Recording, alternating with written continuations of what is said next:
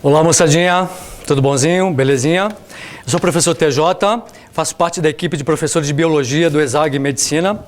Estou aqui para apresentar a vocês um dos assuntos mais prevalentes nos vestibulares, nos exames, quando se trata da fisiologia humana.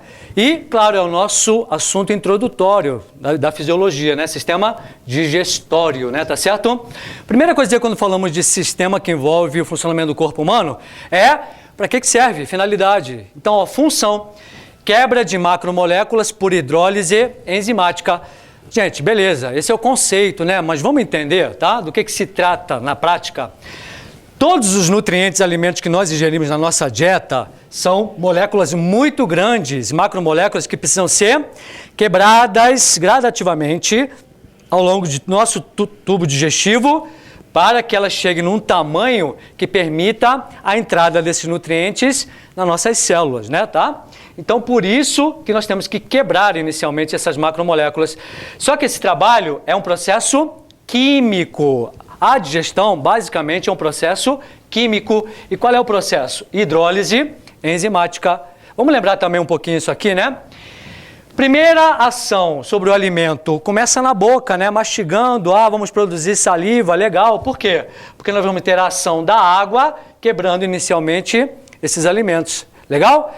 Só que a principal ação química é a ação enzimática. E lembrando o conceito de enzima, é o catalisador biológico das reações. A gente aprende assim, né? Mas na prática, o que a enzima faz? Acelera a velocidade de realização das reações dentro do nosso organismo, das reações biológicas, né? Tá certo? Ok? Então, olha só, basicamente é um processo químico. Lembrando que a digestão também tem um processo físico, óbvio, né? Mastigação, deglutição, peristaltismo, que é a musculatura lisa empurrando o alimento ao longo de todo o tubo digestivo. Legal, tá? Mas o que nos interessa é o processo químico que vai levar à quebra total dessas macromoléculas. E tudo começa na boca. Olha só, boca, início da digestão de carboidratos. Atente para isso, moçada. Início, então a coisa não termina aqui. Lembre-se que carboidrato é uma molécula grande, uma macromolécula. Então, vai ter um certo trabalho para quebrar totalmente essa macromolécula. E quando nós ingerimos um carboidrato na nossa dieta, normalmente nós ingerimos um carboidrato de origem vegetal, amido. Tá lembrado? Né? Amido é um açúcar grandão, por isso chamado de polissacarídeo, bioquimicamente, né? Chamado assim. Então, esse açúcar grandão, esse polissacarídeo, ele vai ter que ser quebrado. Só que como é o início da digestão de carboidratos, vamos quebrar esse amido até um outro açúcar chamado maltose.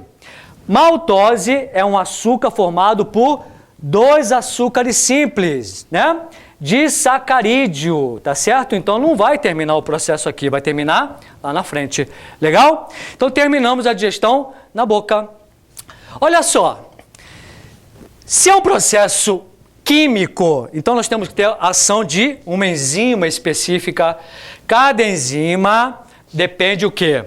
Depende de um determinado substrato para sua ação. E também depende de dois fatores para ter uma ação eficiente. Lembra quais são? Temperatura, que no nosso caso, 37,5 graus, né? Não vai variar. Então, o que vai variar? O pH. E no caso da boca, o pH ele é neutro. Lembra da escala de pH? De 1 a 14? Então, está bem no meio da escala, né? pH 7, neutro, que vai ter o quê? Uma ação eficiente da amilase salivar. Lembra dessa enzima que age na boca? Hoje em dia é chamada de ptialina. Então, essa é a enzima que age especificamente na nossa boca. Belezinha?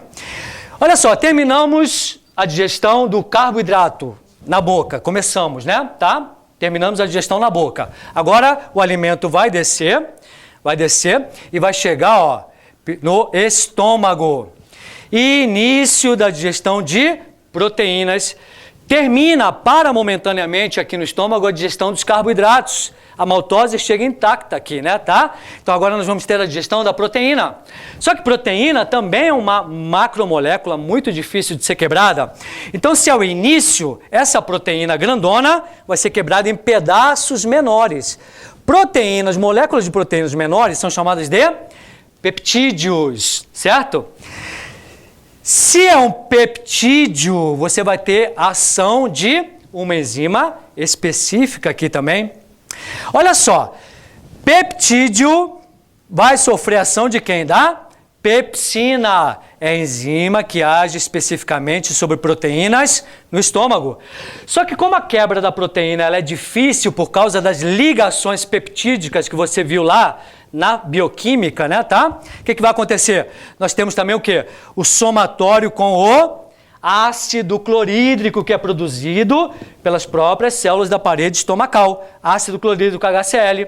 Por isso que o somatório do ácido clorídrico mais a pepsina, nós chamamos de suco gástrico, certo?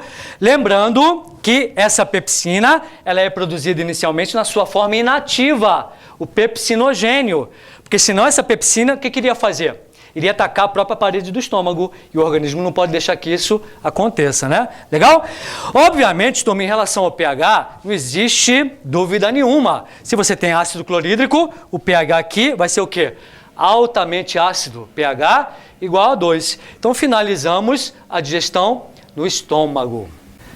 Bom, olha só, agora vamos para a terceira etapa química da digestão, né? Onde? Intestino delgado. Gente, só que o nosso intestino delgado, como você aprendeu, ele é um tubo enorme, tem em média ali 5 metros, né, tá? Então, a parte que nos interessa para a digestão, principalmente é a porção inicial. Os 25, 30 centímetros iniciais, depois que o alimento sai do estômago, né? Aquela parte chamada de duodeno, certo?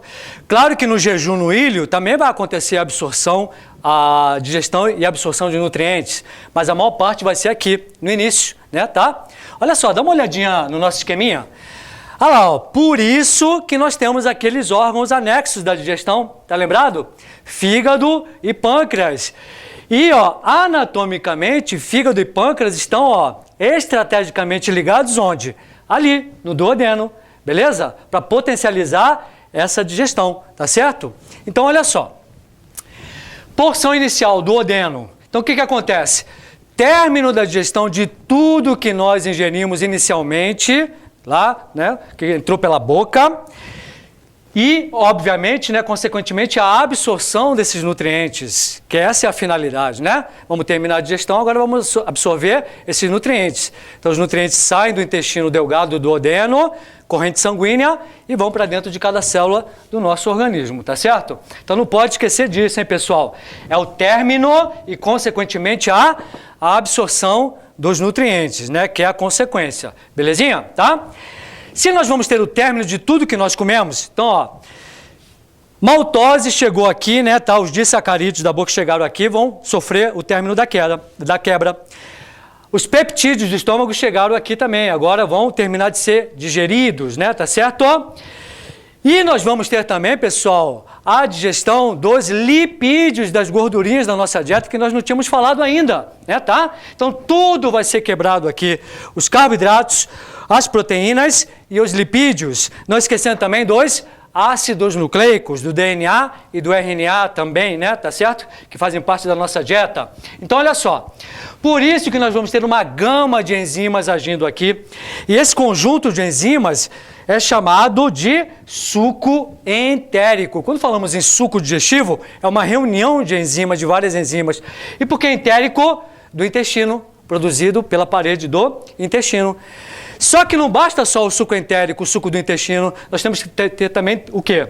Nós temos que ter a ação da bile. Bile, produzida pelo fígado, né?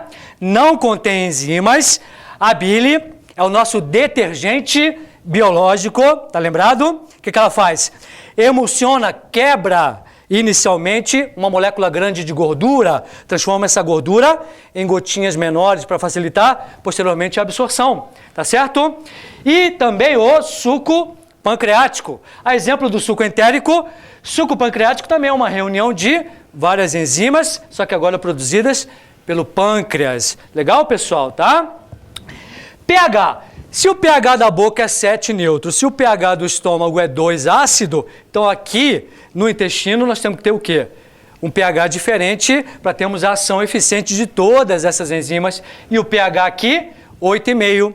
Você vai ver em alguns materiais 8 também, mas ó, didaticamente nós falamos 8,5. Enfim, é o quê? Um pH básico, alcalino. Legal, tá? Então olha só. Boca, aí você vem, o alimento passa, né, tá? Passa pela faringe, aí ó, deglutimos, esôfago, caiu no estômago, segundo o processo químico da digestão, aí o alimento vem, cai no intestino delgado e, principalmente aqui nessa porção do duodeno, é que vai acontecer todo esse processo que nós acabamos de falar. Importantíssima ação de quem? Do fígado, lembrando da vesícula biliar, que é o quê? Aquela bolsinha que armazena a bile produzida no fígado, né, tá? E o pâncreas, ok? E, posteriormente, nós temos o quê? A ação do intestino grosso, fazendo a reabsorção da água e a ação de bactérias ali, tá? Terminando a nossa digestão. Mas, basicamente, eu foquei onde? Foquei no processo químico da digestão, né? Que acontece onde? Na boca, no estômago e no intestino delgado. Beleza, moçadinha? Espero que tenha tirado a dúvida de vocês. Até uma próxima. Abraço. Tchau, tchau.